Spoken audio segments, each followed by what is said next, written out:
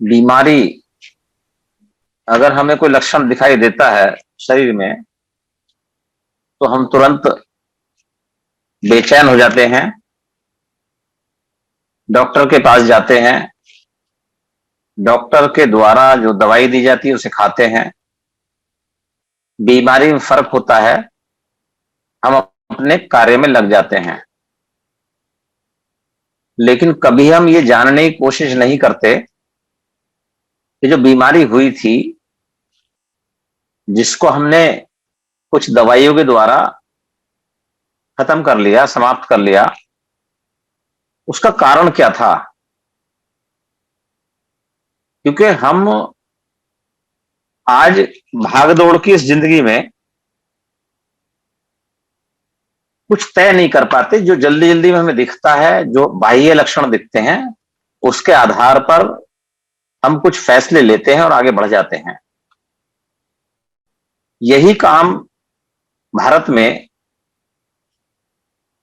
जो संविधान लागू हुआ उसके बाद वीदा पीपल ने किया। और वीदा पीपल ने यह किया कि जो संविधान था, जो संविधान लागू हुआ, उसके द्वारा जो अधिकार मिले, उन अधिकारों से जो परिवर्तन हुए जीवन में, और परिवर्तन होने के बाद जो ऐशो आराम मिले वीदा पीपल के कुछ लोगों को, जिनकी संख्या 1% से भी कम इस भारत में आंकी जाती है, तो उन्हें लगा कि हमारी बीमारी कट गई। लेकिन जब ये देखते हैं, हम शब्द बोलते हैं लोकतंत्र, जनतंत्र, इसका मतलब है लोगों का तंत्र, लोगों के लिए, लोगों के द्वारा।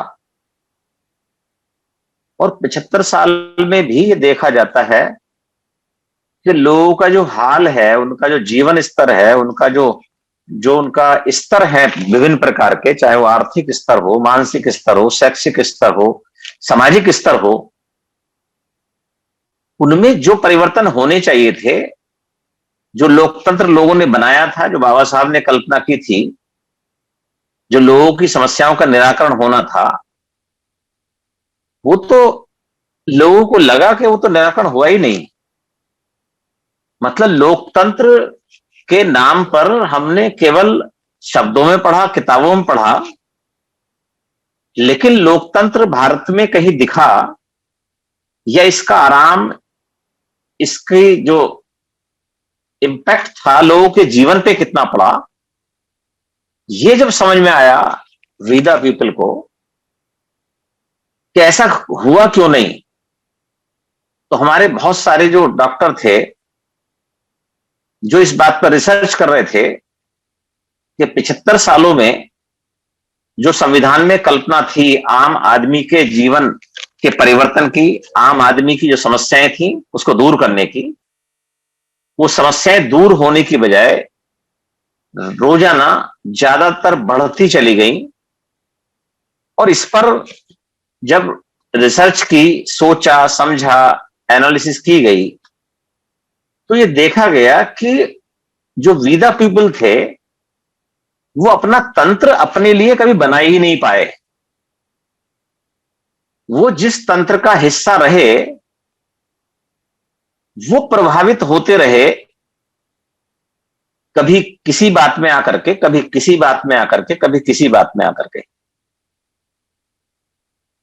अब जब प्रभावित होते रहे, इकट्ठा नहीं हुए, उनका तंत्र बन नहीं पाया, तो उनके लिए काम भी नहीं कर पाया तंत्र। और जब वो काम नहीं कर पाया वो तंत्र, तो फिर लोगों को समझ में आया कि भाई हम कहीं ना कहीं गलती पर थे, हमें जुड़ना चाहिए था, इकट्ठा होना चाहिए था, तब हम तंत्र बनाते, तब वो तंत्र हमारे लिए होता, हमारे सुखों को दूर करने के लिए, हमारे सुखों को प्राप्त करने के लिए होता। तब जाकर के समझ में आई कि भाई ये काम जो है इकट्ठा होने का, इसको किया जाए। ये बात और समझ में आई कि भारत में जो संविधान में बाबा साहब ने हमें इकट्ठा किया था SC ST OBC में, वो कैटेगरी में इकट्ठा किया था।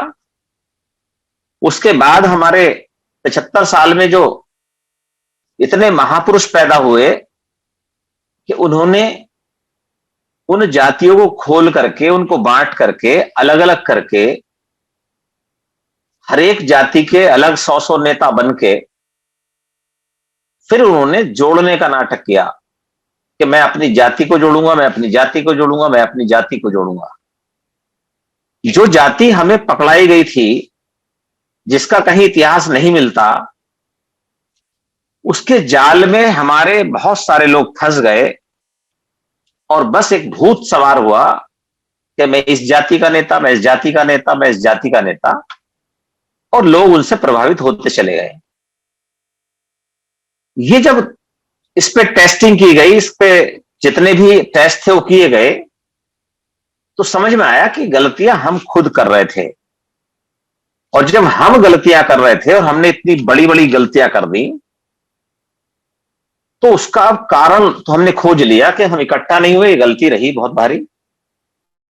इकट्ठा करने के लिए हमारे बीच में लोग आए, उन्होंने हम 6743 जगह पर हमें दूसरे लोगों ने बांटा था, लेकिन हमारे लोगों ने हमें 29 लाख जगह बांट दिया। तो हमें समझ में आया कि वो लोग हमें जोड़ नहीं रहे थे, बल्कि तोड़ रहे थे, अलग अलग कर रहे थे। और अलग अलग करने के पीछे उनके अपने उद्देश्य थे। और उद्देश्य कौन से थे?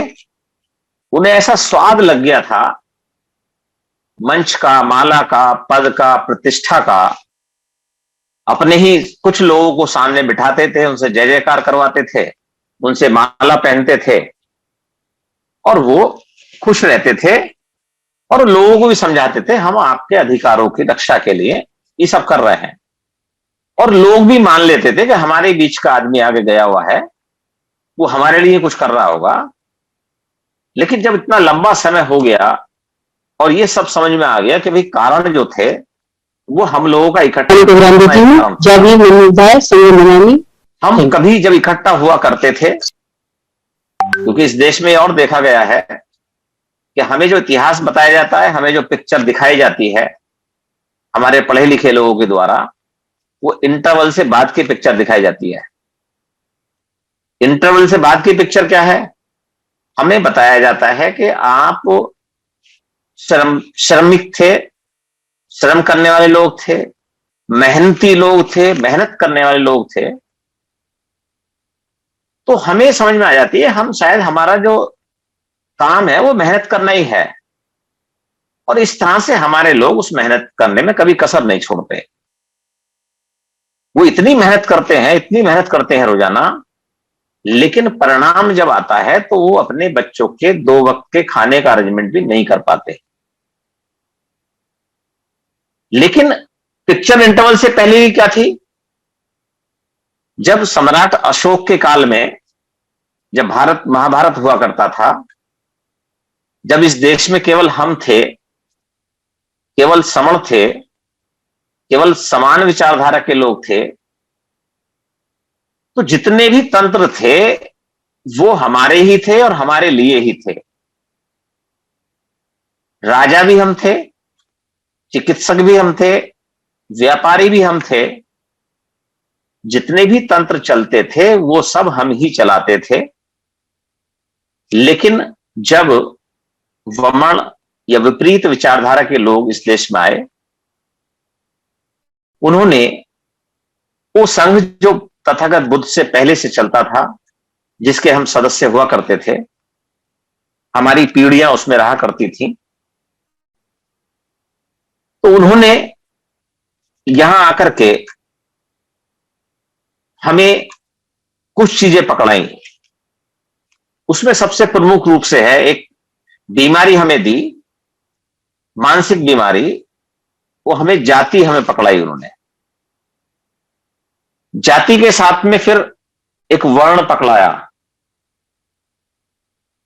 फिर हमें अलग अलग करके ये समझाया कि आप कुछ कर नहीं सकते, आपका जो वजूद है, आपका जो लेवल है, आपकी जो जगह है, वो सबसे निम्न स्थान पर है। और ये चीजें उन्होंने कही तो ठीक है, क्योंकि उनका उद्देश्य था, उनको उद्देश्य पूरा करना था। लेकिन हमारे अपने लोग जो समर्थ थे, वो लोग भी इन्हीं बीमारियों का प्रचार प्रसार करने लगे, उन्हीं बीमारियों के अभ्यस्त हो गए। और अभ्यस्त होने के साथ साथ जिस बीमारी से, जिस व्यवस्था से हमारे महापुरुषों ने लड़ करके, अपना जीवन लगा करके हमें निकालने की कोशिश की थी, पिछले 75 सालों में उसी बीमारी का शिकार हम खुद हो गए। जिस व्यवस्था से हमें लड़ना था, वही व्यवस्था हमारे कुछ ऐसे लोगों ने, जो संवैधानिक अधिकार प्राप्त करके आगे आए थे, जिनका आर्थिक, शैक्षिक, सामाजिक परिवेश बदला था, उन्होंने वही व्यवस्था अपने ही अंदर लागू कर डाली।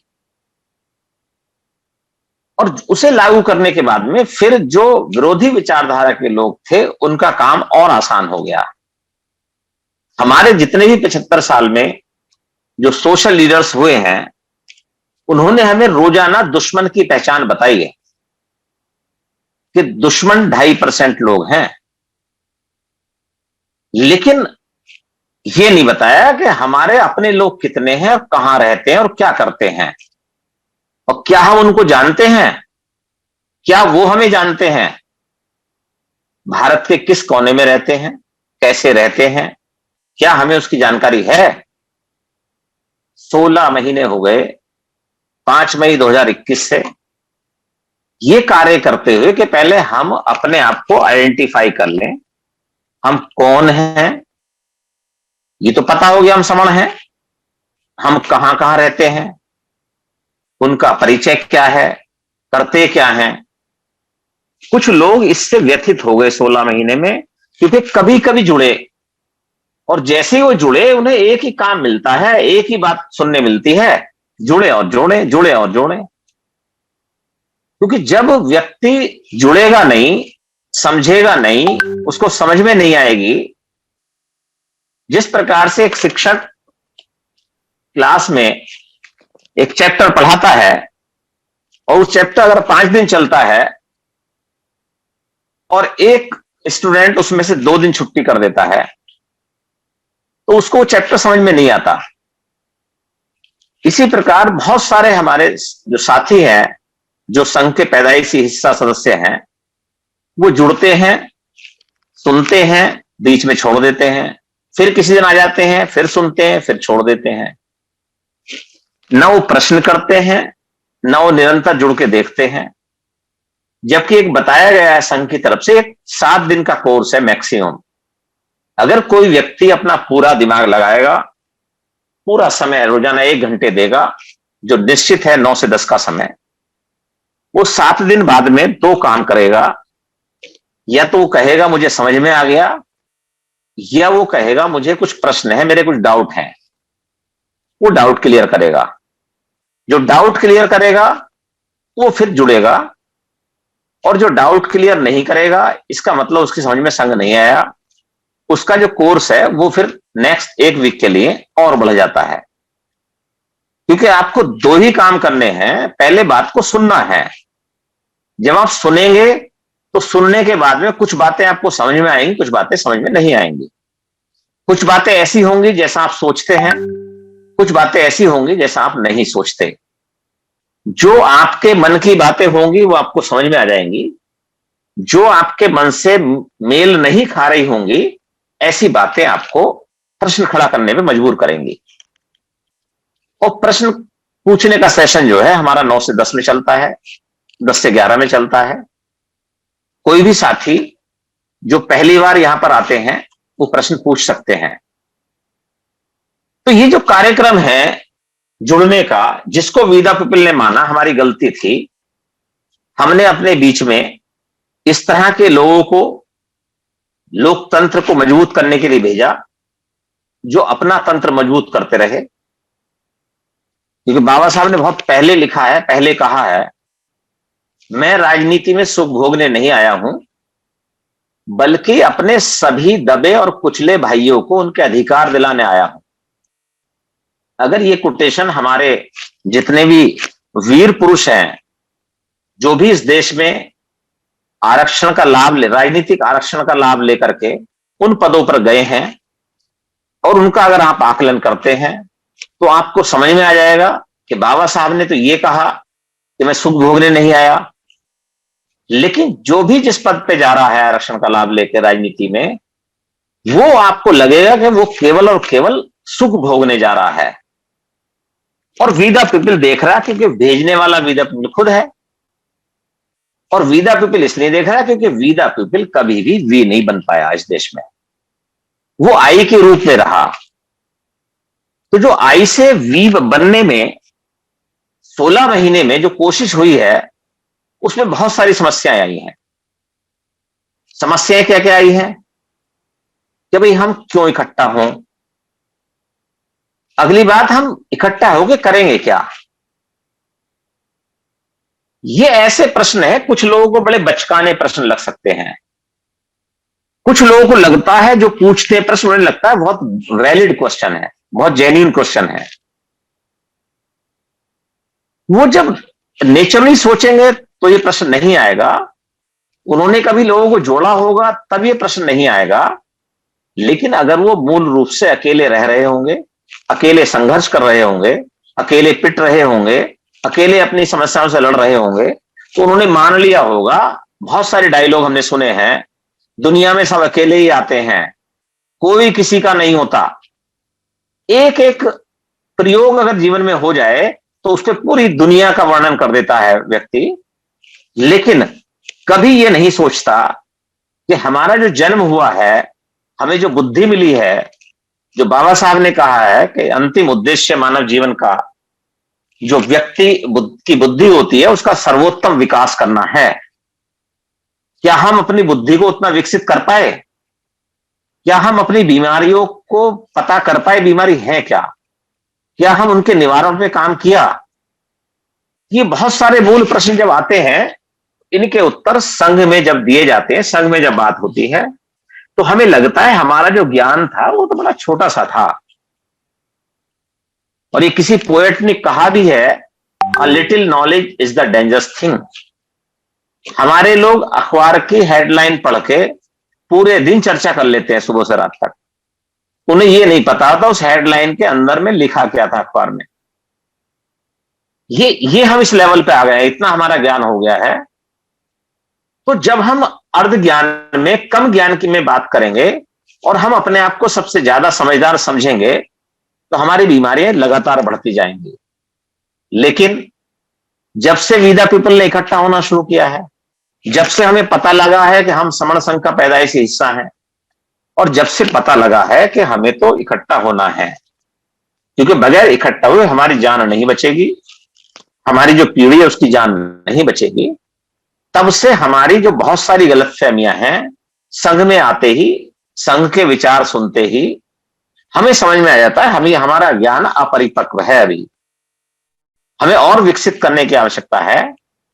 क्योंकि जैसे ही हमें अपडेटेड चीजें मिलती हैं, जैसे ही हमें हमारी समझ से ज्यादा अच्छी चीजें मिलती हैं, जैसे ही हम जो दवाई ले रहे थे उस दवाई से अच्छी दवाई हमें दिखती है, तब हमें समझ में आता है कि हम जो आज तक अपनी बीमारियों को दूर करने के लिए दवाई का इस्तेमाल कर रहे थे, उसे तो एक्सपायर हुए भी बहुत समय हो गया। अब जब एक्सपायर दवाई का इस्तेमाल करेंगे तो फिर हमें बनने से कौन रोक सकता है?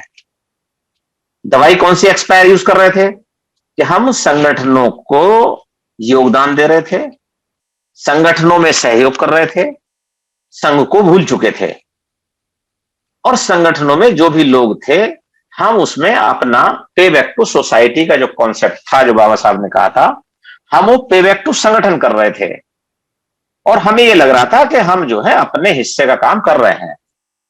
5% समय भी दे देते थे, 5% हम जो है समझ भी देते थे, और 5% अपने संसाधन भी देते थे, लेकिन देते थे संगठनों को, क्योंकि संगठनों के मालिक हमारे पास आते थे 10 की भीड़ में, 5 की भीड़ में, 20 की भीड़ में, और हम अकेले अपने घर में रहते थे, उन्हें बिठाते थे, हम उनकी बात को मान लेते थे, और हमें लगता था हमारा पे बैक टू सोसाइटी हो गया घर में बैठ के।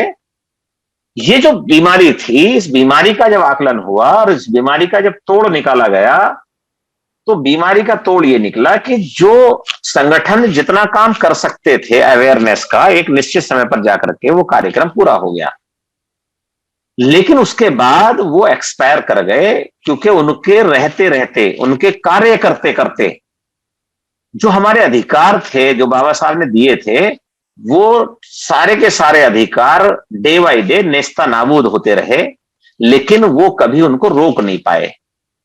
क्यों नहीं रोक पाए? कि वो अलग अलग रोकने की कोशिश की उन्होंने कभी एक साथ रोकने की कोशिश नहीं की। उन्होंने कभी ये नहीं सोचा कि अगर हम एक साथ रहेंगे, इकट्ठा रहेंगे, तो शायद हम इन अधिकारों को बचा लेंगे, क्योंकि ये लोकतंत्र में लिखा हुआ है। बाबा साहब ने सबसे पहले शुरुआत ही यहां से की है। हम लोग रोजाना प्रियम्बल को 2 बार 3 बार पढ़ते हैं, लेकिन प्रियम्बल के 2-3 मूल शब्द जो है हमारे व्यवहार में नहीं आ पा रहे। समानता, बंधुता, भाईचारा। क्यों नहीं आ पा रहे? क्योंकि हमें प्रैक्टिस हो गई है, अपने अंदर हमने जो व्यवस्था थी बमण की, वो व्यवस्था अपने अंदर लागू कर ली। अगर हमारे पास अधिकार है तो हम अधिकार अपने परिवार में अपनी पत्नी को नहीं देंगे, अपनी बहन को नहीं देंगे, अपने भाई को अधिकार नहीं देंगे। जब हम खुद समानता के अधिकार में जो राइट हमारे पास है, अगर हम उसको देना नहीं सीखेंगे, देंगे नहीं, तो फिर तो वही हुआ ना कि हमने जो व्यवस्था, महापुरुषों ने पूरा जीवन बलिदान किया और हमने वो व्यवस्था अपने अंदर डेवलप कर ली, तो हमारे वही लोग जिनको हम अपना कहते हैं हमारे दुश्मन बन जाएंगे। और ऐसा हुआ है। अब संगठनों को जवाब मिलते हैं, ऐसे लोगों को जवाब मिलते हैं वीजा पीपल के बीच से, कि उनको वहां से भागना पड़ता है। लेकिन भारत में पहली बार ऐसा हुआ है, लोगों को पहली बार जुबान मिली है, पहली बार उन्हें एक साहस मिला है, एक हिम्मत मिला है कि वो जो वास्तविक बात है उसको कह सकें। क्योंकि आज तक अगर कोई भी व्यक्ति किसी को भी ये कहता था कि भाई आप हमें ये बताओ कि अगर आप हमारी लड़ाई लड़ रहे हो तो हमारे अधिकार कैसे चले गए, क्योंकि अकेला कहता था, उसकी बात सुनी नहीं जाती थी, उसे सामाजिक बहिष्कार उसका कर दिया जाता था, क्योंकि कुछ गुटों में लोग इतने मजबूत होते थे कि वो एक व्यक्ति की बात को सुनने में ऐसा समझते थे कि हमारा अपमान हो रहा है।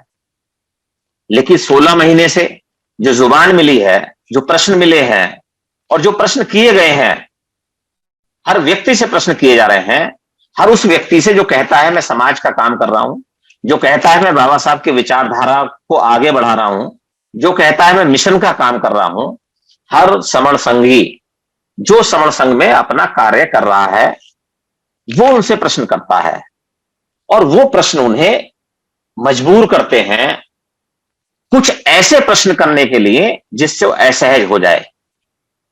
क्या प्रश्न करते हैं? क्योंकि हमारी जो लड़ाई है अभी 16 महीने में दूसरे किसी से नहीं हुई, हमारी लड़ाई तो हमारे अपने लोगों से है। यहीं पर जो जुड़ने और जोड़ने का कार्य कर रहे हैं, उन्हीं में से कुछ लोग जो है इसके अंदर छेद ढूंढते रोजाना, छेद करते हैं। वो संघ का मालिक ढूंढते रोजाना, वो संघ का कौन इसका मालिक है, कौन इसे चलाता है, कौन फैसले लेता है। जबकि पता है, अगर आप एनालिसिस करोगे, आप देखोगे कि संघ कैसे चलता था, संघ में फैसले कैसे लिए जाते थे और संघ के फैसले को मानने के लिए लोग किस तरह से सब एग्री होते थे, तो समझ में आएगा कि संघ को कोई व्यक्ति नहीं चलाता, संघ में कोई व्यक्ति मालिक नहीं होता, संघ में कोई व्यक्ति निर्णय नहीं लेता, संघ खुद निर्णय लेता है और संघ जहां बैठता वही निर्णय लेता है। और संघ जो है वो ऐसे निर्णय लेता है जो संघ हित में हो, जो मानव के हित में हो, जिसमें मानव हित हो, लोक हित हो। कभी भी संघ कोई गलत निर्णय नहीं लेता है। हां, यह हो सकता है कि आज की आवश्यकताओं को देखते हुए जो संघ ने निर्णय लिए, कल कोई और आवश्यकता पड़ती है तो कुछ निर्णयों में संशोधन हो सकता है। लेकिन हमारी जो बीमारियां थी, जो टेस्ट के बाद में निकल के आई, उनको हम 10 बीमारियों के रूप में जानते हैं और वो 10 की 10 बीमारियों का परमानेंट इलाज कर लिया गया है 10 गोल्डन रूल के रूप में। हम इनको अडॉप्ट तो पहले कर चुके थे, व्यवहार में पहले ला चुके थे, लेकिन इसको प्रिंट में, लेख में और लिखने में बाद में लाए हैं, क्योंकि कोई भी नियम तभी लाया जाता है जब उसको मानने वाले हों। मानने वाला कोई नहीं हो और नियम बना के रख दिए जाएं। क्योंकि प्रारंभिक रूप से जब वी द पीपल की मीटिंग शुरू हुई थी, तब बहुत सारे लोगों ने कहा था भाई कुछ नियम बना लो, कुछ उद्देश्य बना लो, कुछ ड्राफ्टिंग कर लो, हम करेंगे क्या। तो हम लोगों ने कहा, हमारे साथियों ने कहा, भाई एक बात बताओ, हम कुछ लोग हैं अभी, और वो कुछ बना भी लेंगे तो उनको लोग मानेगा कौन।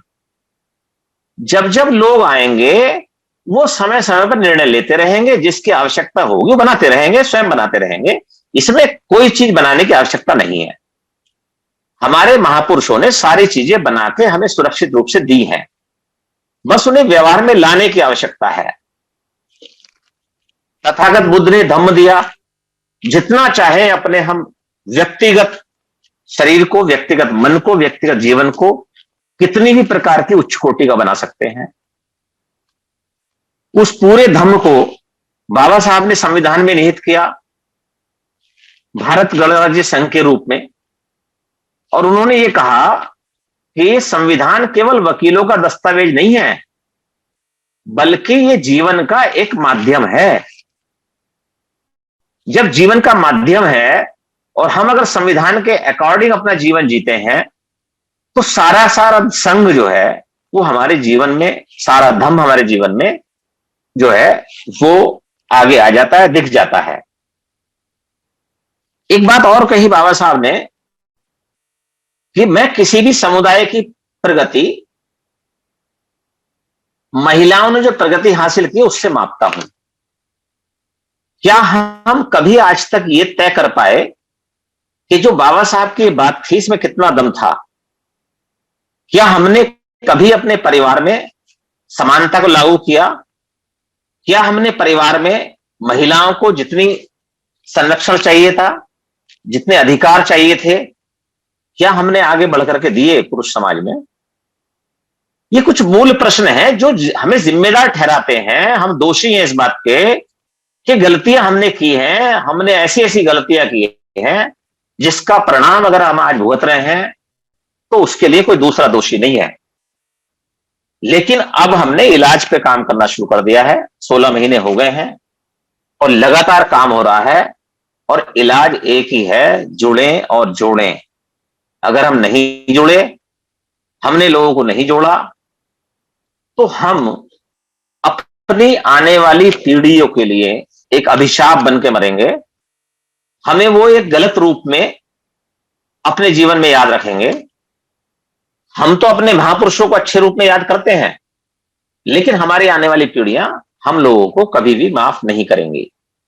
इसलिए समण संघ में जो व्यक्ति, जो साथी इस कॉन्सेप्ट को समझ चुके हैं, उन सारे साथियों ने अपने जीवन में अपना व्यक्तिगत स्वास्थ्य, अपना परिवार और अपनी नौकरी या व्यवसाय, इसके अतिरिक्त जो भी समय है वो सारा का सारा समय संघ को दान कर दिया है, संघ को दे दिया है।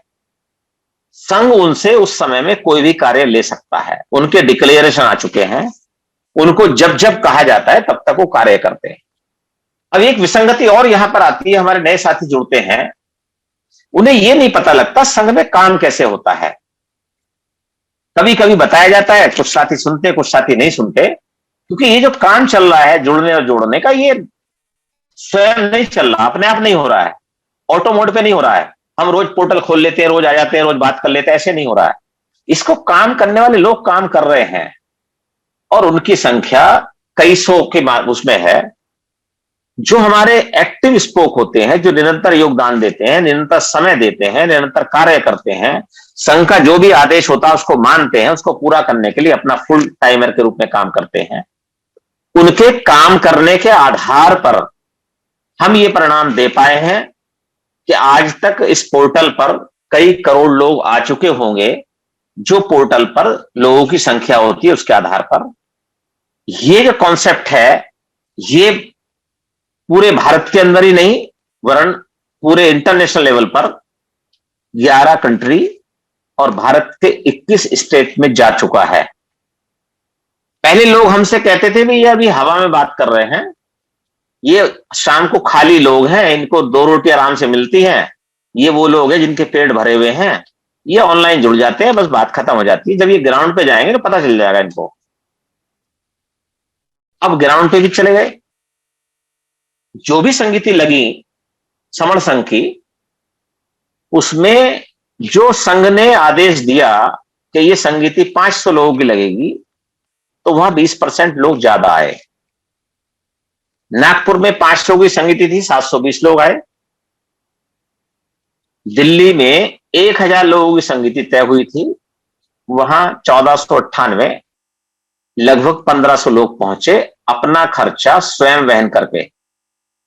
ये भारत या दुनिया के इतिहास में पहली बार ऐसा रहा होगा कि लोग अपना खर्चा स्वयं वहन करके संघ में योगदान देने के लिए, अपना समय देने के लिए वहां पहुंचते हैं, लोगों से मिलने के लिए, लोगों से परिचय करने के लिए, लोगों से इंट्रोड्यूस होने के लिए।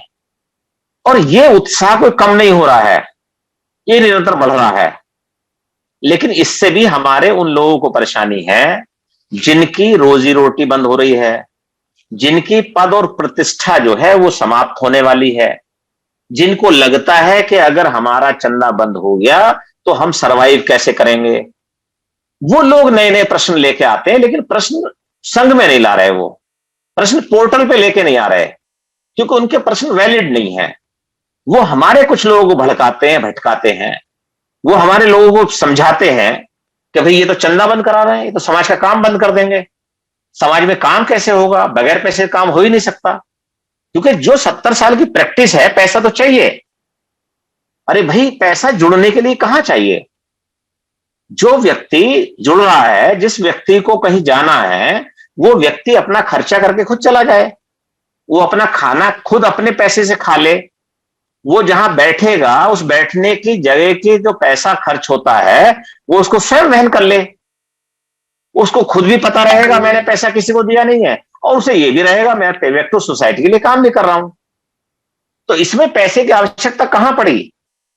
और अगर पैसे की आवश्यकता पड़ रही है तो भाई जो लोग इसमें एक्टिव सदस्य हैं, जो काम कर रहे हैं, जो अपना खर्चा वहन कर रहे हैं, उसका हिसाब किताब किसी को क्यों देंगे? क्योंकि मुझे अपने आप दिल्ली जाना है, दिल्ली की मीटिंग में मैं अपने आप जाऊंगा, जो भी साधन मेरे पास होंगे अपने आप खर्च करूंगा, खाने का, जाने का, बैठने का, उठने का, अपने घर को आ जाऊंगा। उसका जवाब मुझे अपने आप को देना था, मुझे खुद पता है। मैं आरोप किस पे लगाऊंगा? तो ये जो चीजें हुई हैं, और जो समाज के अंदर अब समण संघ के सामने जो विपक्ष बन के तैयार खड़ा हो रहा है, जो भी 75 साल में हमारे गिरोह बने थे संगठनों के रूप में, वो अपनी पूरा दिमाग लगा रहे हैं, यार हम क्यों नहीं कर पाए ऐसा। उन्हें कोई झोल नहीं मिल रहा समण संघ में, क्या कहां निकालें कमी, कहां इनकी कौन सी कमी है। क्योंकि संघ में तो हम अपने आप डिस्कशन करते हैं, कुछ कमी होती तुरंत दूर कर लेते हैं, रोज इसी काम को करते हैं। सारे लोग अपना एनालिसिस करते हैं, अपनी कमियों को ढूंढते स्वयं दूर कर लेते हैं, और कोई लगता है कोई दूर नहीं कर पा, संघ में बुला के बता देते हैं, तो वो व्यक्ति अपनी इस कमी को मान लेता, फिर दूर कर लेता है। इस प्रकार से इसमें एक कार्य और हो रहा है कि हम अपनी निजी जीवन में भी जो गलतियां कर रहे थे, संघ में आने के बाद उन गलतियों को दूर कर पा रहे हैं, अपने निजी जीवन को भी सर्वोत्कृष्टता की तरफ लेके जा रहे हैं।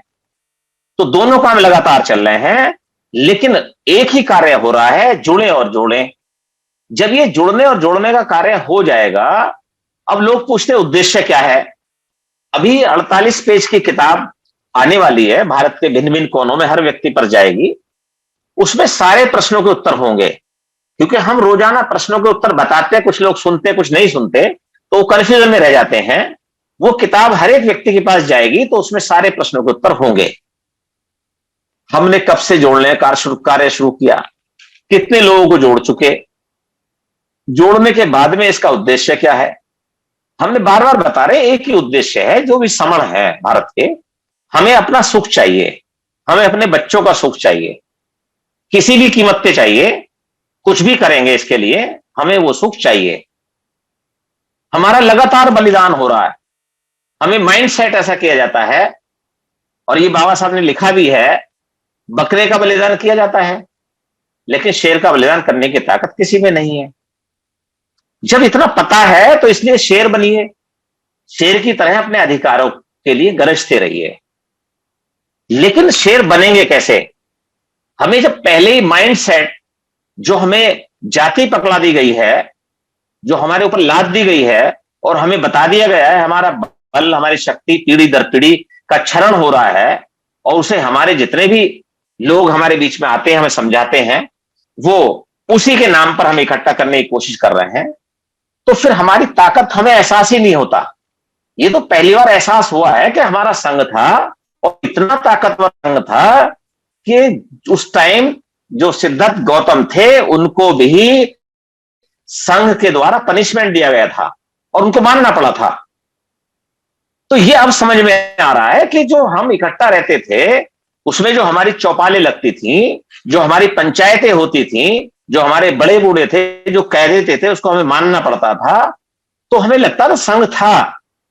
लेकिन जब वो नेस्ता नाबूद हो गया तो आज हमारे वरिष्ठ क्रम के जितने भी लोग होंगे 60 65 70 80 साल वाले, वो कहते पाए जाते हैं हमारे तो कोई सुनता ही नहीं। क्यों? क्योंकि वो अकेले कहते हैं, वो केवल घर में कहते हैं, वो कभी ये नहीं सोचते हम जीवन के अंतिम पड़ाव पे हैं। हम अगर गांव में रहते हैं, शहर में रहते हैं, 10 20 50 लोग इकट्ठा होकर निकले, बैठे, बात करें, अपने घरों की समस्याओं को शेयर करें, उनके जो मूल कारण है उनको सोचें और उनके निवारण में बात करें।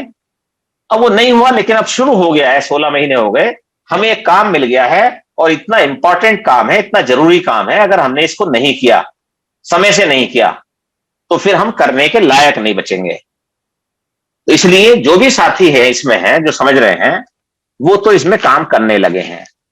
लेकिन जो साथी अब इस पर पीएचडी कर रहे हैं, क्योंकि हमारी बीमारी हमारी ये भी है हमारे लोगों की कि उनकी पीएचडी कंप्लीट नहीं होती। हमारा कोई भी व्यक्ति कह दे, उन्हें अगर खाई में जाके गिर के देखना है तो दूसरा गिर जाएगा उससे नहीं कुछ अकल लेंगे, वो जाके गिर के देखेंगे इसमें कितना मजा आएगा, तभी वो दुनिया को बताएंगे कि इसमें इधर मत जाना, खाई है। लेकिन फिर उनकी बात कोई नहीं मानेगा। बीमारी ये है। तो जब बाबा साहब ने हमें एक रास्ता दिखाया था 14 अक्टूबर 1956 को, इस रास्ते को हमने आज तक नहीं माना। जब नहीं माना तो हमारे सारे लोग इस पर पीएचडी कर रहे हैं पूरी अपनी अपनी, और अपने अपने हिसाब समाज को बता रहे हैं। अब अपना अपना हिसाब सारा का सारा बंद हो चुका है। अब जो भी आदेश संघ में होगा वो हम सबको माननीय होगा। संघ सर्वोपरि है, संघ का आदेश सर्वोपरि है, और संघ के आदेश को जो नहीं मानेगा वो संघ में घात के रूप में पहचाना जाएगा। और इस देश के अंदर अगर किसी पर कोई घात का आरोप लगता है, उसकी पीढ़ी दर पीढ़ी उसका आइडेंटिफिकेशन हो जाएगा, उसका नाम चला जाएगा पूरे संघ में, पूरी दुनिया में, कि इस व्यक्ति ने संघ के साथ घात किया था। इसलिए कोई भी व्यक्ति अगर संघ के साथ घात करने की कोशिश करता है, तो अभी तक संघ ने बहुत बहुत पोलाइट निर्णय लिए हैं, लेकिन अगर बहुत कठोर निर्णय भी लेने पड़े संघ को तो वो भी लिए जाएंगे। जितने भी नियम हैं जो हम बार बार बताते हैं, जो बार बार हम मानने की कोशिश करते हैं, वो सारे के सारे नियम हमारे ऐसे नियम हैं जिनको जब तक हम मानेंगे, जब तक संघ में लागू रहेंगे, तब तक संघ रहेगा। अगर किसी भी संघ का कोई वायलेशन किसी नियम का होता है, क्योंकि हमारे कई लोग एक ही क्षण में एक नियम का अनुसरण करते हैं, अगले सेंटेंस में उस नियम का दूसरे नियम का वायलेशन कर देते हैं, क्योंकि प्रैक्टिस में नहीं है। इसलिए पूरी तरह से ये सब लिख करके बुक के रूप में, जो भी हमारे प्रिंट के रूप में सब साथियों के पास आ गए हैं, उनको रट लें, समझ लें, क्योंकि हम रटने में समझने में बड़े ढीले हैं, पीछे हैं, चीजों को सुन तो लेते हैं, समझने की कोशिश नहीं करते। तो जितने भी नियम हैं समण संघ के, जो भी रूल हैं, स्पेशली 10 गोल्डन रूल, उनको तो स्पेशली सभी लोग बता रहे हैं, रोजाना बताते हैं, ताकि कोई व्यक्ति पहली बार जुड़ा है तो उसे जो है वो समझ में आ जाए, जो व्यक्ति बार बार जुड़ रहा है उसको दोबारा समझ में आ जाए।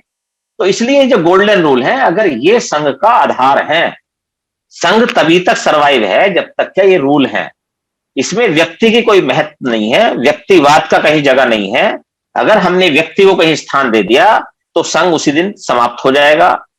हमने कभी भी किसी नियम को तोड़ दिया, संघ समाप्त हो जाएगा। इसलिए संघ बड़ी मुश्किल से समझ में आया हमें, और जब समझ में आया है तो हम इसको आगे बढ़ाने के लिए, इसमें लोगों को जोड़ने के लिए अपना सर्वस्व न्यौछावर करने को तैयार हो गए हैं, और ऐसे साथियों की संख्या बहुत ज्यादा बढ़ गई है। तो इसलिए संघ में काम कैसे होता है, आप अंदर आए संघ के, आपको पता चलेगा। क्योंकि अब अगर बताया जाएगा तो आधा घंटा और लगेगा संघ में काम कैसे होते हैं। इस पर चर्चा हमारे बहुत साथी बताते हैं कैसे काम होते हैं, लेकिन कुछ भी बहुत सारे साथी, आज ही एक मुराद में मीटिंग हुई थी, उसमें हमारे एक साथी का कुछ प्रश्न थे, वो साथी सुझाव भी दे रहे थे। हमने कहा संघ को सुझाव नहीं चाहिए, आप पहले संघ के अंदर आइए, या तो ये कहिए संघ का कॉन्सेप्ट समझ में आ गया, या ये कहिए नहीं समझ में आया तो प्रश्न करिए आप, और अगर समझ में आ गया तो पहले अंदर आइए, काम करिए, और काम करने के बाद में आपके जो भी प्रीशियस सुझाव हैं उसको एजेंडे के रूप में रखिए। अगर वो आपका एजेंडा मान लिया गया तो आपको पूरे भारत के लोगों का सहयोग मिलेगा काम करने के लिए, और अगर वो संघ में एजेंडा पास नहीं होता तो आपको दोबारा से उसकी तैयारी करनी पड़ेगी, लेकिन आपको प्रूफ संघ में ही करना पड़ेगा। तो इसलिए संघ सबसे ऊपर है, संघ का आदेश सबसे ऊपर है, और संघ जो आदेश देगा वो हमें मानना है, और इस कार्य को, इस कारवां को हमें बहुत तेजी से आगे बढ़ाना है, इस जुड़ने के क्रम को हमें बहुत तेजी से आगे बढ़ाना है, और इसे बढ़ाने के लिए हम सबका प्रयास निरंतर चल रहा है। जो नए साथी आते हैं उनसे अनुरोध है, कई साथी बताते हैं कि मैं 6 महीने से जुड़ रहा हूं, 3 महीने से जुड़ रहा हूं, लेकिन वो सब क्या करते हैं, सुनते रहते हैं। सुनने से काम नहीं चलने वाला है। जब तक आप संघ के अंदर नहीं आएंगे तब तक आपको पता नहीं चलेगा संघ में काम हो कैसे रहा है, और संघ में काम किस तरह से आदेश दिए जा रहे हैं, संघ का काम किस तरह से आगे बढ़ रहा है। बार बार हम बोलते हैं हमें जिद है जुड़ने की, जब हम जुड़ेंगे तभी जीतेंगे, जहां जुड़ेंगे वहां जीतेंगे, जैसे जैसे जुड़ेंगे वैसे वैसे जीतेंगे, जिस वक्त जुड़ेंगे उसी वक्त जीतेंगे। तो जब जुड़ने का कार्य हमें करना ही है तो क्यों ना हम अपनी पूरी जिद के साथ करें इस काम को, क्योंकि अगर हमने अपनी पूरी जिद नहीं लगाई, पूरा अपना अनुभव नहीं लगाया इसमें, तो हम अपनी पीढ़ी को कुछ ऐसा देके जाने वाले नहीं है जो हमें वो याद करे। इसलिए सभी साथियों से अनुरोध है, जो भी नए जुड़े हैं वो जुड़ने के काम को निरंतर आगे आए, खुद जुड़ें, और उसके बाद जब जुड़ जाएं तब बाकी साथियों को जोड़ने का प्रयास करें। सभी साथियों को नमो बुद्धाय, जय भीम, संघं नमामि।